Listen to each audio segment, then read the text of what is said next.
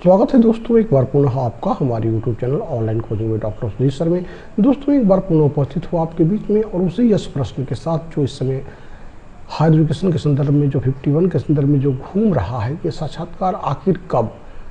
जिस तरह से एक उहापोह मची हुई, जिस तरह से भ्रांतियाँ क्रिएट कर दी है आयोग ने, बच्चे परेशान हैं।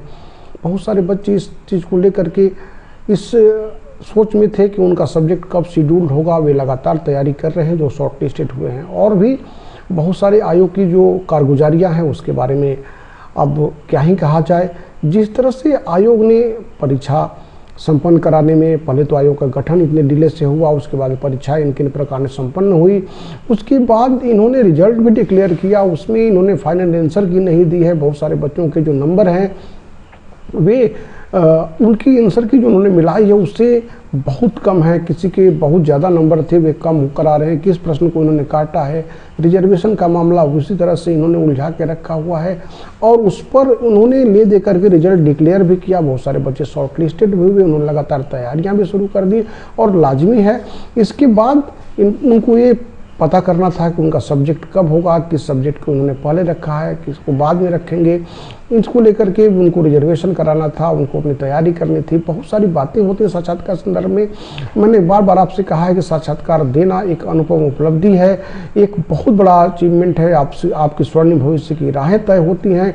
आने वाली कई पीढ़ियाँ उससे आनंदित और सुखान्वित होती हैं, लेकिन इन्होंने उसको एक पूरी तरह से पैनिक बना दिया है। बच्चे पूरी तरह से उलझे हुए हैं। उनका साक्षात्कार कब होगा, शॉर्टलिस्टेड होने के बावजूद भी, अपनी योग्यता को साबित करने के बावजूद भी वे ठग से महसूस कर रहे हैं। दोस्तों जिस समाज में हम रह रहे हैं उस समाज में इस तरह की चीज़ें एक तरह से उस प्रक्रिया का अंग बन चुकी हैं। परीक्षा डिले होना, उसके बाद रिजल्ट डिक्लेयर होने में डिले होना, बहुत सारे और भी अफवाहें जो पेपर लीक से लेकर के बहुत सारी बातें जो आपको देखने सुनने को मिल रही है उसमें क्या सत्यता है। अब उसके बावजूद भी आप सफल हो पा रहे हैं, वो आपने अपनी प्रतिभा साबित कर दी है, तो निश्चित तौर पर मान के चले कि आपको साक्षात्कार तो देना ही होगा। आज नहीं तो कल इनको डेट तय करना ही होगा। आप लगातार लगे रहिए, लगातार अपनी प्रैक्टिस करते रहिए। मैंने बार बार आपसे कहा है कि साक्षात्कार देना आपके लिए अनुपम उपलब्धि है और साक्षात्कार आपके ज्ञान का परीक्षण न होकर के बल्कि आपके व्यक्तित्व का परीक्षण होता है। तो अपने व्यक्तित्व में उन चीज़ों को, जो भी आपकी कमियां हैं, जो वीकनेस आपके पास हैं, जो आपको लग रहा है कि जो आपके वीक पॉइंट है, उस पर डिस्कशन करिए अपने आसपास के लोगों के साथ, विज्ञ लोगों के साथ। बहुत सारे बच्चे जिन्होंने ऑफलाइन प्लेटफॉर्म की बात करी थी, यद्यपि मैं ऑफलाइन प्लेटफॉर्म नहीं उपलब्ध करा पाता, लेकिन वहाँ से वो सेटिस्फाइड नहीं रहे। उसके बाद उन्होंने हमसे संपर्क किया हुआ है।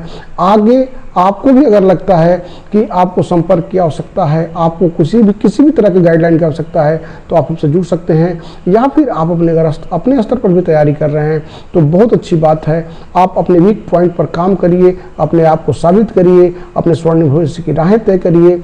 आज नहीं तो कल आयोग तय करेगा, डेट देगा, आपका सब्जेक्ट निर्धारित होगा और आप प्रोफेसर बन जाएंगे। दोस्तों जिस चीज़ पर आपकी कोई भी अंकुश नहीं है, जहां पर आप कुछ भी नहीं कर सकते तैयारी करने के सिवा, बहुत सारी बातें सुनने में आती हैं, लेकिन उसके बावजूद आपने अपने को साबित करके यहां तक पहुंच करके उस मुकाम को हासिल करने के लिए अपना पूरी तरह से जो तल्लीनता दिखाई है। लगे रहिए, तैयारी करते रहिए। आयोग पर भी नज़र रखिए कि कब ये डेट तय करते हैं, कब ये तिथि तय करते हैं, कब ये शेड्यूल्ड करते हैं। इसके बाद आगे आपके जो भविष्य में प्रोफेसर बनने की जो राहें हैं वे तय हो जाएंगी। लगातार आगे हमारी आपसे मुलाकात होती रहेगी। धन्यवाद दोस्तों।